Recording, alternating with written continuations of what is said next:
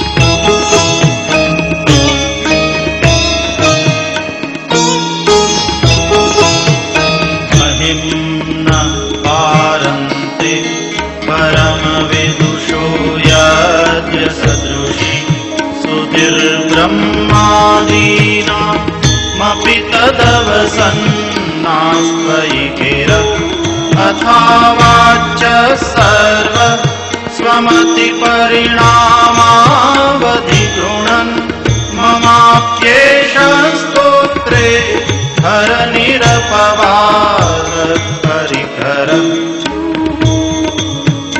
अतीतः पन्थानं तव च महिमावाङ्मनसयो रतद्व्यावृत्यायं चकितमभिधत्ते श्रुतिरपि। વીજળીના સમકારે મોતીડા પડવા, વીજળીના સમકારે મોતીડા પડવા, વીજળીના સમકારે મોતી પોરવાય નહીં, પોરવી જોઈએ, ખતરો કરજો. આ ટ્યુબલાઇટ ન પોરવાય. પણ એ વાત બીજી છે કે આ ચમકારો થાય એટલી વાતમાં સમજે જાઓ, ઈશ્વરને પામી જાઓ. આ વાતું છે. પણ આ બધાને તંબુરા લઈને સોટી પીડ્યા છે આખી બધી. સાંભળો તમે આ રાખો. જગતના ગીત ખોટા, ભજન ખોટા, વાતો ખોટી, પુરાણ ખોટા, ગ્રંથો ખોટા. કોણ કે છે ભગવાન કૃષ્ણએ ગીતા લખી? આજ તમે એના પાઠ કરો છો.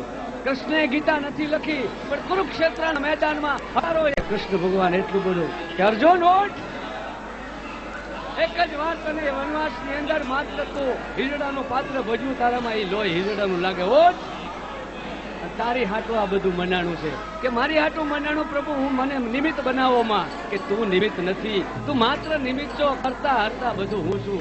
આગ હું છું, પવન હું છું, પાણી હું છું. આ બધા મારા છે. તું હું સાથે છું. આ વાત હતી ને આપણે ખોટી પીડ્યા. ભગવાન ગીતા લખી, ગીતા લખી.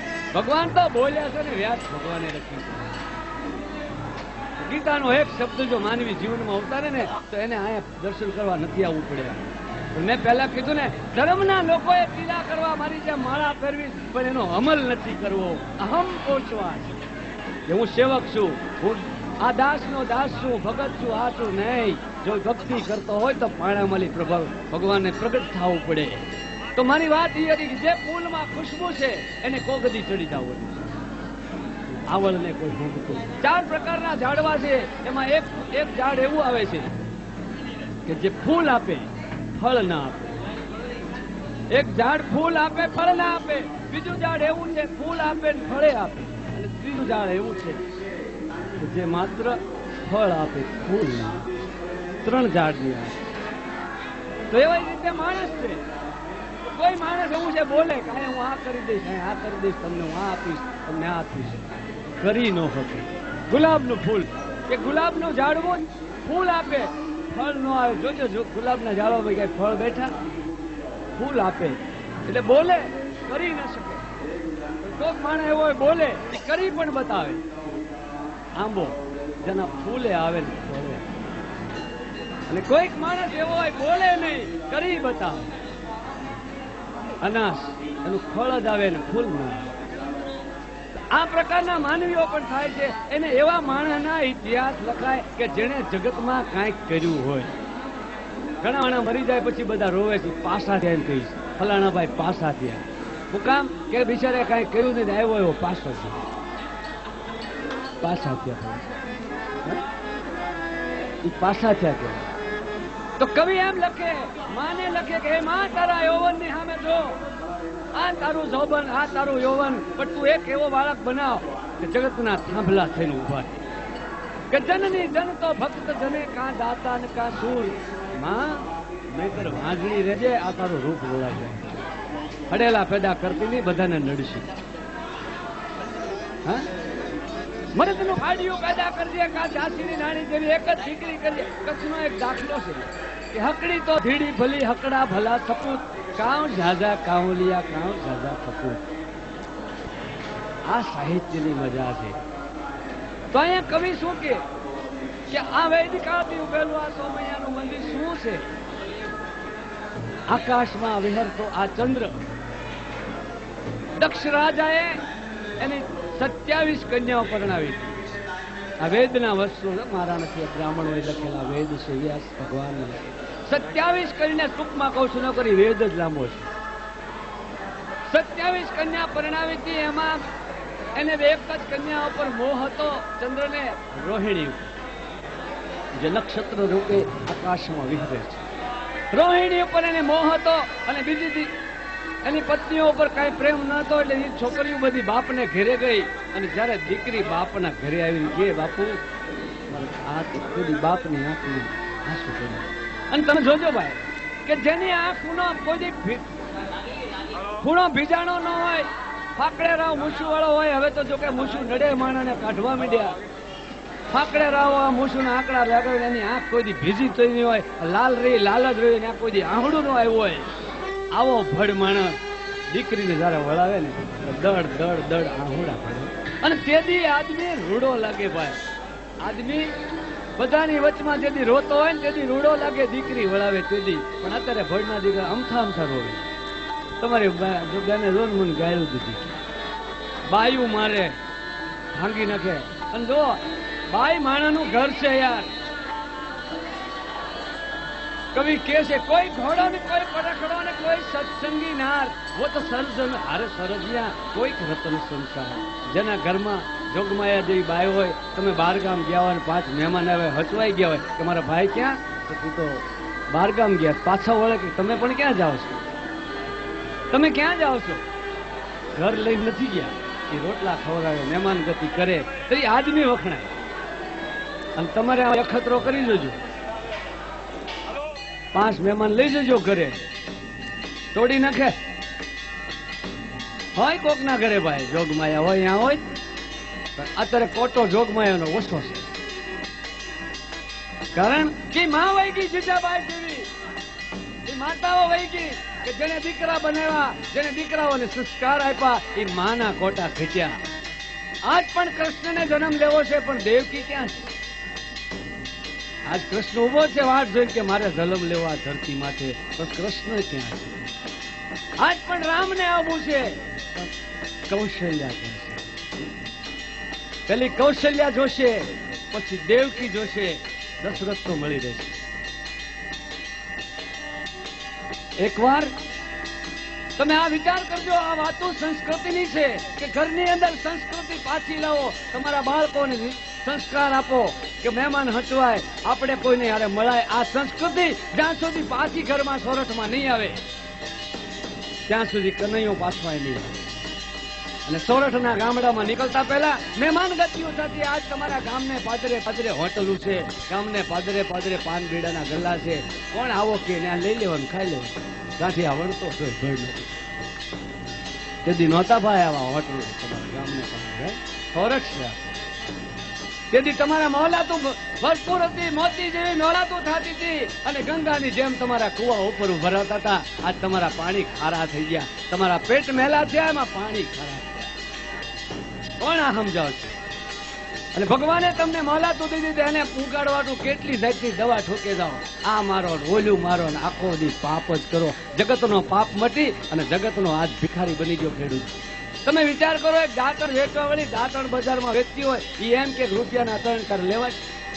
તમે કપા વાવો, શેરડી વાવો, હિંગ વાવો, ડુંગળી વાવો, તમારા બળદિયા તૂટી જાય, તમે તૂટી જાઓ, છોડના તૂટી જાય, અડધી રાતે પાણી વાળતા હો, હેરુના માથા કસરતા હો, કેટલી યાતના ભોગવતા મોલા થઈને તમે ગાડા ભરીને બજારમાં જાઓ. એ વાણીઓ એમ કે આમાં તો ભેજ છે, આમાં કરાદો છે અને આમાં ભાવ ઈ નક્કી કરે. હે 50 વર્ષની આઝાદી પછી આ ખેડૂત એનો માલનો ભાવ નક્કી નથી કરી શકતો. ભાવ ઓલા નક્કી કરે કાચડિયા. પછી કે અહીંથી આમાં કરાદો કાપવો પડશે, ઈ કાપે, આ કરે, સોણીના નાડા કાપી લે, પછી તમને છોડે. સત્ય ઘટના છે કે નહીં? આ તમારા જીવનમાં હકીકત છે કે નથી? આ સમાજ દર્શન છે ભાઈ. તો અહીંયા ચંદ્રને 27 કન્યામાંથી રોહિણીને એક ઉપર પ્રેમ હતો, બાકીની 26 દીકરીઓ એના બાપને ઘેરે આવી કે બાપુ અમને ચંદ્ર અમારી બારે પક્ષપાત કરે છે. બાપ છે ને દીકરીનો ખીજાઈ ગયો, શ્રાપ આપી દો, જા ચંદ્ર, તને તારા રૂપનું અભિમાન છે, તને તારા રૂપનું મોહ છે, જા હું તને શ્રાપ આપું છું કે તારા કળા બધી નષ્ટ થઈ જશે. કાળો ધબ થઈ ગયો, ચંદ્ર કાળો ધબ થઈ ગયો. પૃથ્વીના બધાએ ક્રમ બદલાઈ ગયા. સર્જન હારે જે સૃષ્ટિ સર્જી એના લય થવા માંડ્યો, પ્રલય થવા માંડ્યો, આખું પરિવર્તન બની ગયું. બધા દેવતાઓ મૂંઝાણા. ભગવાન વિષ્ણુ પાસે જેમ કે પ્રભુ આ શું છે? કે ચંદ્ર ને દક્ષનો શ્રાપ છે. તો જાઓ બધા બ્રહ્માજી પાસે ગયા કે હવે બધા શિવ પાસે જાઓ. શિવ પાસે ગયા કે શિવે કીધું કે ચંદ્ર તપસ્યા કરશે તો એને શિવ પસંદ થશે. તો ક્યાં? સૌરાષ્ટ્રની પશ્ચિમ ધરાએ સરદ સાગરને કિનારે તપસ્યા કરે. 10,000 વર્ષ આ કિનારે આ જ્યાં મંદિર ઉભું છે ત્યાં એને બેસીને તપસ્યા કરી. 10,000 વર્ષ ચંદ્રએ આ જગ્યાએ કે જ્યાં આપણું મંદિર ઉભું છે 10,000 વર્ષ તપસ્યા કરી અને શિવજી ભોલેનાથ જ્યોત રૂપે પ્રગટ થયા. હાડ જ્યોત નીકળી, પગમાં પડી ગયા. હે ભોલેનાથ, કે પ્રભુ મારી આ દશા છે, આપ મને મારી કળા પર આમ જોયું શિવજી. ચંદ્ર, તને એવી વ્યક્તિનો શ્રાપ છે કે એની હું તને મુક્તિ ના આપી શકું, પણ આજથી તારા 15 દી વધશે ને 15 દી ઘટશે. કપાળમાં ચંદ્ર મોલેશ્વર એને કપાળમાંથી ધર્યો એટલે ચંદ્ર મોલેશ્વર કહેવાનો અને આકાશમાં તરતો મૂક્યો. ચંદ્રએ વંદના કરી. દેવતાઓએ સોનાનું મંદિર બનાવવાનો પ્લાન કર્યો અને ત્યાં શું થયું? બ્રહ્માએ પૃથ્વીના 2 ભાગ કર્યા, જ્યોતિને અંદર સમાવી અને ધરતીને બંધ કરી દીધી. તો એનું નામ શું પડ્યું? આ જ્યોતનું એનું નામ સોમનાથ. કારણ કે ચંદ્રનું નામ સોમ છે. સોમ એનું નામ હોવાને કારણે એનું નામ સોમનાથ પડ્યું. ધરતી બંધ થઈ ગઈ. દેવોએ મંદિર સોનાનું બનાવ્યું. રાવણે એની પૂજા કરી અને એ યુગ પૂરો થયો, પ્રલય થયો, સોનાનું મંદિર ધરતીમાં બની ગયું.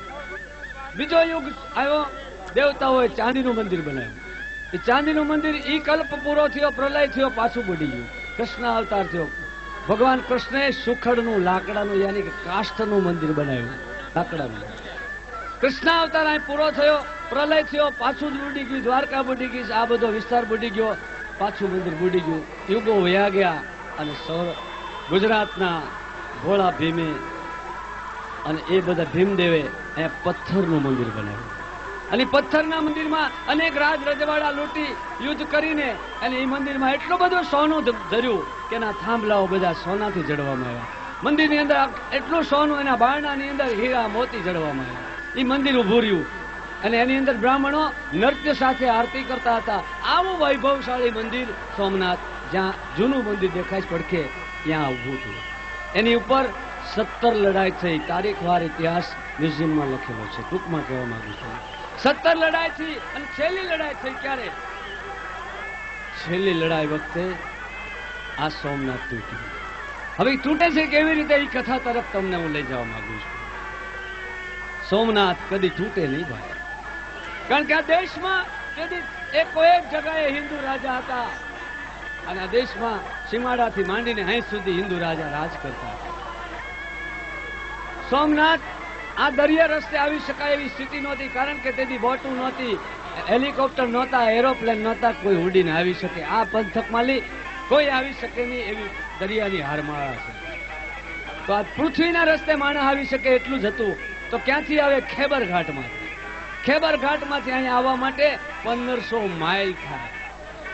ખેબર ઘાટથી આવતા 1500 માઇલ થાય ને એમ રાજ કેટલા? 4 આડા આવે. ક્યાં? પહેલું રાજ આવે કનોજ. કનોજમાં કોણ હતું? કનોજનો રાજા હતો જયચંદ રાઠોડ. ત્યાંથી પાછો આગળ આવો તો કોણ હતું? દિલ્હી, પૃથ્વીરાજ ચૌહાણ. ત્યાંથી આગળ આવો ગુજરાતમાં કોણ હતું? ભોળો ભીમ. ત્યાંથી આગળ આવો સૌરાષ્ટ્રમાં કોણ હતું? જામનગરમાં જામ સતો. પછી અહીંયા આટલો પીરિયડ લાંબો થઈને આવે, પણ આવા 4 સમરથ રાજાઓ આડા હોય, તાકાતથી કોઈ આવી શકે? તો આવો એ વાત તરફ આગળ જાય છે. તો બાબત શું બનેલી કે મોહમ્મદ ગઝની કેમ આવી શક્યો? એ કોઈ બાદશાહ નહોતો, માત્ર એક લૂંટારો હતો. ખેબર ઘાટથી એનું લશ્કર આવે છે, કનોજ આવે છે. એટલે કનોજની અંદર જયચંદ અટકાવે છે. ક્યાં જાઓ કે ભાઈ અમારે તમારું કઈ કામ નથી, અમે તમને લડવા નથી આવ્યા. તો અમારે તો દિલ્હીપતિને હારે લડવું છે. દિલ્હીપતિ હારે લડવાનું કીધું એટલે એને રજા આપી, તમે જાઓ. તો વાંધો નહીં, ત્યાં જાઓ. તો દિલ્હીપતિને અને કનોજને દુશ્મની હતી શેની? સંયુક્તાના એક હરણમાં. અને હું વાર કહું છું કે આ દેશના જેટલા નકશા બદલાણા છે, આદમી મર્દો નથી બન્યા. આ દુનિયાના તખ્તા બદલાવમાં સ્ત્રી મહત્વનું કામ કર્યું છે. સ્ત્રી પાત્ર જો ન હોત તો જગતના તખ્તા બદલાય નહીં. એક રામ ને હારે જો સીતા વન નો ગયા હોત તો રામાયણ લખાત નહીં, રાવણ જાત નહીં અને રાક્ષસોનો નાશ થાત. સીતા એક જો વનમાં ન જાય તો રામાયણ અને કૃષ્ણાવતારમાં એક દ્રૌપદી ઓલા જુગાર રમવા ગયા હારે ન ગઈ હોત તો આ મહાભારત નો રચાય. એક સંયુક્તાનું હરણ તમે જુઓ, સંયુક્તાનું એક હરણ પૃથ્વીરાજ ન કરે તો આવો સમર્થ રાજવી ભારતનો છેલ્લો હિન્દુ રાજા કે જે રાજવી આજ પેદા થશે ને છે ને થવાનો ને, આવો સમર્થ માનવી એક સંયુક્તાને કારણે ધરતીમાં રોલાઈ ગઈ. અને છેલ્લું પાત્ર તમે જુઓ, દેશની પતન કરી નાખ્યું બાયુને. આવી 80 કરોડની જનતામાં કોઈ ભાઈડો વડો પ્રધાન થઈ કે ઓલો નીકળ્યો તો જો તાળીઓ પાડી રહ્યા. દશા તો જુઓ હિન્દુસ્તાન. પાકિસ્તાનમાં કોઈ આદમી નહીં, બાંગ્લાદેશમાં કોઈ આદમી નહીં, બધી બાયુ તે સિલોનમાં કોઈ છે, લંકામાં આદમી નહીં. ન્યાય બાયુ હાડા લેવાના. દેશના સુકાન સંભાળનારા આવા ભલે એ રાજકીય વાતો આપણે નથી કરવી. તો અહીંયા શું બને છે કે જો રામાયણ વખતે સીતાજી ક્યાંક બોલ્યા હોત ને, સીતાજી ક્યાંક બોલ્યા હોત તો રામાયણ ન થાત. અને મહાભારતમાં દ્રૌપદી ક્યાંક મૂંગા રહ્યા હોત તો મહાભારત. પણ બેનો સ્વભાવ જુદો હતો. ધરતીમાંથી નીકળેલી સીતા હતી કારણ કે એનો સ્વભાવ હતો સહન કરવું, અને દ્રૌપદીનો સ્વભાવ હતો અગ્નિની જ્વાળામાલી પ્રગતિ એટલે બોલે એટલે જ્વાળા પ્રગતિ, એનો સ્વભાવ જ્વાળા. તો અહીંયા આ રાજવીઓ આટલા હોવા છતાં એ ઘોડો ભમે દિલ્હી માથે જવાનું લશ્કર આવ્યું. લશ્કર દિલ્હી આવ્યું એટલે કે રૂક જાઓ, કહા જાતે હો? કે ભાઈ અમે તમારી વારે કઈ વાંધો નથી, અમે તો ગુજરાતને ભાંગવા જઈએ છીએ. કેમ કે અમારે ગુજરાત હારે વાંધો, તમારી હારે કઈ અમારે લૂંટવું છે ગુજરાત. તો ભોળો ભીમ અને જય પૃથ્વીરાજ એને બેને નહોતું બનતું, ઈને જયચંદ બે દોસ્તાર હતા. તો કે ત્યાં જાઓ તમ તારે, ત્યાં વાંધો નહીં. એ ગુજરાતમાં આવે એટલે ભોળા ભીમે અટકાયો, સોલંકી રાજા હોય. ક્યાં જાઓ કે ભાઈ અમારે તમારી હારે કાંઈ વાર નથી, અમારે તો જામ સતાને લૂંટવું છે. જામ સતો અને પૃથ્વીરાજ એ બે મિત્રો હતા. એકબીજાના કુસંપને કારણે આ લશ્કર જામનગર તરફ આવવા માંડ્યું ને સૌરાષ્ટ્રમાં બધાને ખબર પડી કે સોમનાથ ઉપર લશ્કર આવે છે. આ લશ્કર આવે એટલે ચારેકોર માણસો, યુવાનો, મર્દ માણસો વ્યાકુળ વ્યાકુળ બની ગયા. હવે શું થાય છે, હવે શું થાય છે? ચારેકોર એક વાવાઝોડું ફેલાઈ ગયું. એ વાવાઝોડાની અસર થતા થતા છેક મારા ભાવનગરના પાદર સુધી આવી, લાઠી સુધી આ વાવા આવી. લાઠીનો વીર બે ભાઈઓ લાઠીના, એમાં નાનો ભાઈ જેનું નામ હમીર ઘોડા ઉપર ચડીને ઘરે આવતો હતો અને જવાન માણસ હતો ભાઈ, ફાકડે રાવ આંગળીની અંદર બરછી ફેરવતો હોય અને આંટિયાળી પાઘડી. એ જવાની ભાઈ રાજપૂતોની ને એમાં તંદુરસ્ત માણસો જેની આંખમાં વિકાર ન હોય એવા રૂડા માણસો હોય, એની વાત તો શું ન હોય. જ્યાં બરોબર ઘરે આવે છે